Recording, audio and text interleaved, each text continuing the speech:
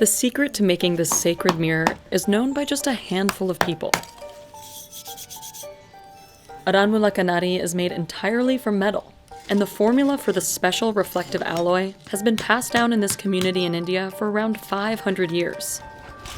The process is incredibly labor-intensive and done entirely by hand. It's all to get a reflection that gives zero distortion, and the mirror is believed to bring good luck. Sudhammal J learned the trade secrets from her father when she was little, so when he died, she chose to defy cultural taboos and take on the business.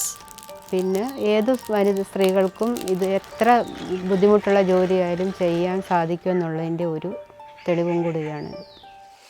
She's carried the business through a devastating flood and the pandemic. So what makes this mirror so unique? And how is this centuries-old craft still standing? Aranmula kannadi gets its name from its birthplace, a district in Kerala known for its rich culture, and for its temple, where the mirror was born. Originally, only royals and priests could use the mirror for rituals. Today, it's more accessible, but the social and spiritual importance still remains, and so does the age-old process. സാധാരണ glass മിററും Aranmula കണ്ണാടിയും തമ്മിലുള്ള വ്യത്യാസം എന്ന് പറഞ്ഞാൽ നമ്മൾ ആറന്മുള കണ്ണാടി ആദ്യം മുതലേ നമ്മൾ ഹാൻഡ് മെയ്ഡ് കൈകൊണ്ട് തന്നെയാണ് അതിൻ്റെ എല്ലാ വർക്കുകളും ചെയ്യുന്നത്. ഒരു മെഷീനറിയും നമ്മൾ ഇവിടെ ഉപയോഗിക്കുന്നില്ല. Sudhammal works with her son Niranjan, often into the night. They're melting down the raw metals that they'll need for tomorrow's batch of mirrors. An old roof tile makes the perfect mold. Niranjan seals the end of it so that the molten metal won't leak out. The mirror's alloy is made of tin and copper. They're melted down separately and poured into different molds. The next day, the tin and copper rods will be broken up and melted down together in the perfect ratio to create the mirror's reflective surface. Sudhammal starts the day by making the clay. It'll be used to build the mold for the mirror. She crushes up leftover pottery into a fine powder.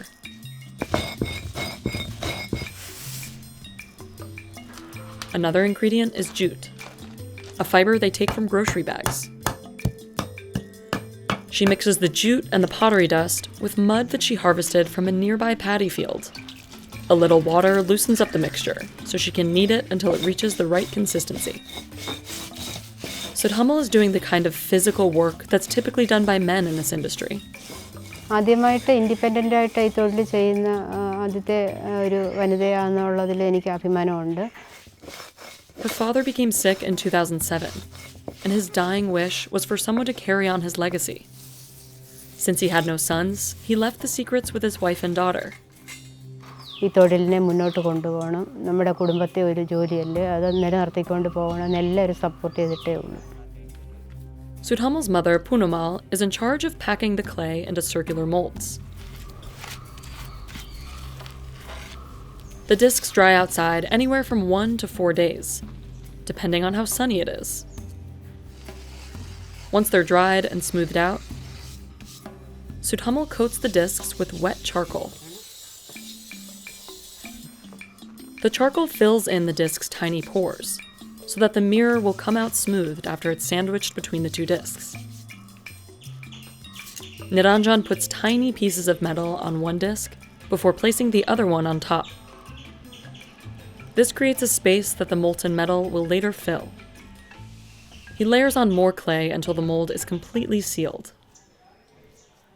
Niranjan learned how to make mirrors from his grandfather when he was a kid.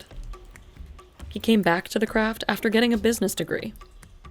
എൻ്റെ അപ്പൂപ്പൻ്റെ മരണശേഷമാണ് ഇതിൽ കൂടുതലും ശ്രദ്ധിക്കാൻ തുടങ്ങിയത്.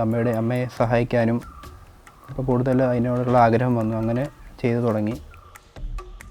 This kind of passion for this work is not common for someone his age. ആളുകൾ ഈ craft ചെയ്യാൻ മടിക്കുന്നവരുണ്ട്. അത് ഇത് ചെയ്യാനുള്ള പാടും ചൂടത്തുള്ള നിർമ്മാണ രീതികളും ഒക്കെ ആയിരിക്കാം. While the crucible dries out, Niranjan breaks up the tin and copper rods that he cast the day before. Only the people who have inherited this craft know just how much of each metal to add to the crucible. ഈ നിർമ്മാണ മേഖലയിലുള്ള ഒരു society ഉണ്ട്. അപ്പോൾ അതിൻ്റെ ഒരു നിയമം എന്ന് പറയുന്നത് നമ്മൾ ഇതിൻ്റെ സീക്രട്ട് രഹസ്യങ്ങൾ, പ്രോസസ്സിൻ്റെ എല്ലാ രഹസ്യങ്ങളും അങ്ങനെ പുറത്ത് ആർക്കും പറഞ്ഞു കൊടുക്കാറില്ല. അതേ കുടുംബങ്ങളിലെ തന്നെ കുട്ടികൾക്ക് കൈമാറിയാണ് വരുന്നത്.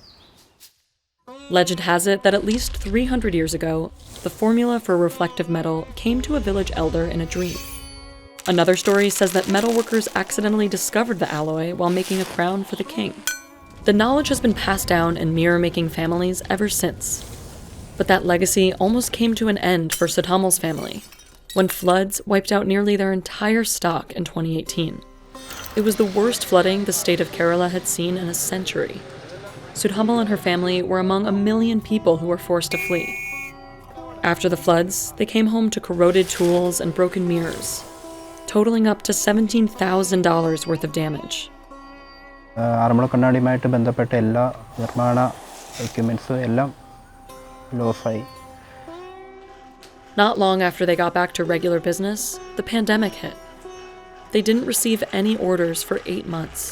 അതുപോലെ എല്ലാ യൂണിറ്റിനും സാമ്പത്തിക ബുദ്ധിമുട്ടുകളുണ്ട് നന്നായിട്ട്.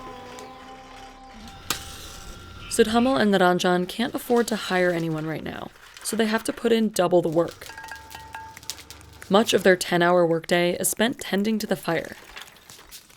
Naranjan feeds it with charcoal and coconut husks, while Sudhammal cranks the fan. ഏറ്റവും നമുക്ക് ആ ചൂട് ഏറ്റവും കൂടുതൽ ബുദ്ധിമുട്ടുള്ള ചൂട് തന്നെയാണ്.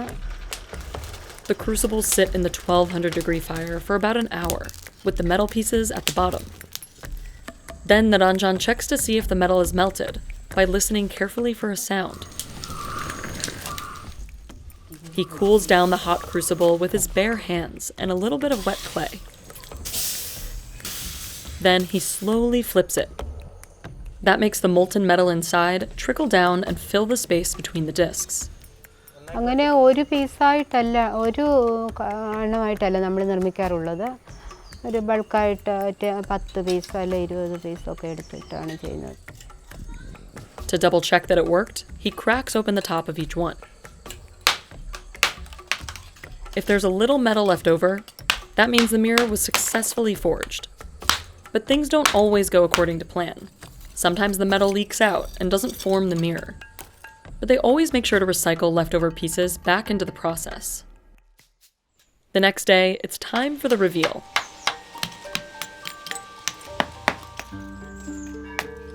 The mirror isn't reflective just yet. It needs to go through several rounds of polishing. But first, Sudhammal cuts it down. The size will determine the price. These mirrors range anywhere from $20 to $1,300. Their most popular kind is a handheld mirror called kannadi. It's the same one that was used by royals. And today it's often gifted for housewarmings and weddings. The brass frame is made entirely by hand too, using a sand casting process. They make big batches of these frames a couple times a year. And the designs are all hand chiseled. കൂടുതൽ 95% hand made ചെയ്യാൻ തന്നെയാണ് ആഗ്രഹം. കൂടുതൽ ആളുകൾ ഇഷ്ടപ്പെടുന്നത് hand മെയ്ഡായിട്ടുള്ള പ്രൊഡക്ട്സാണ്. So machine യൂസുള്ള products ആരും ഇഷ്ടപ്പെടാൻ താല്പര്യമില്ല എന്നാണ് എൻ്റെ വിശ്വാസം. Sudhammal uses wet sandpaper to smooth the mirror's surface. She applies a few drops of coconut oil to polish it. And then she finally places the mirror inside the brass frame, using a homemade adhesive. പിന്നെ പണ്ട് കാലം മുതലേ മണലും മെഴുകും ചെഞ്ചലും ഒരു പ്രത്യേക അനുഭവത്തിൽ ഉരുക്കിയെടുത്ത ആ മിശ്രിതത്തെ മണലുമായിട്ട് ചേർത്താണ് ഒരു അരക്കുണ്ടാക്കുകയും. Sudhammal gives it a few more rounds of polishing with more coconut oil and a velvet cloth. They always put a sticker on the back of the frame to mark its authenticity. It's a crucial step, since counterfeit Aranmula kannadis take up a huge part of the market. That's why the Indian government gave artisans exclusive rights to make these only in Aranmula back in 2005. And with a good eye, you can tell the difference between a real and a fake.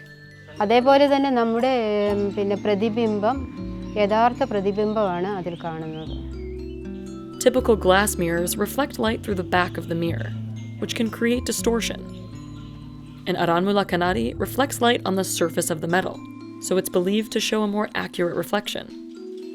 Mirror അവസാനമായിട്ട് polish ചെയ്ത് നമ്മൾ എടുക്കുന്ന ഉടനെ അതിൽ നമ്മുടെ മുഖം നോക്കുമ്പോൾ അത് ഒരു സന്തോഷവും സംതൃപ്തിയുള്ള ഒരു തരുന്നതായിരുന്നു ഏറ്റവും ഇഷ്ടം. And even though the traditional process is taxing, it's part of their ancestry. Machine use ചെയ്ത് ഉണ്ടാക്കുന്ന ക്രാഫ്റ്റും ഹാൻഡ് മെയ്ഡായിട്ട് ഉണ്ടാക്കുന്ന ക്രാഫ്റ്റും തമ്മിൽ കുറേ വ്യത്യാസമുണ്ട്. Sudhammal hopes the next wave of mirror makers will see that too. പുതിയ തലമുറ അങ്ങനെ ഗിഫ്റ്റ് വാങ്ങിക്കാൻ താല്പര്യപ്പെടുന്നില്ല എന്ന് പറയുന്നെങ്കിലും എനിക്ക് പറയാനുള്ളത് നമ്മുടെ പാരമ്പര്യമായിട്ടുള്ളതും ഉള്ള ക്രാഫ്റ്റിനെ അതുപോലെ ആർട്ടിനെ ഒക്കെ പുതിയ തലമുറ സ്നേഹിക്കണം.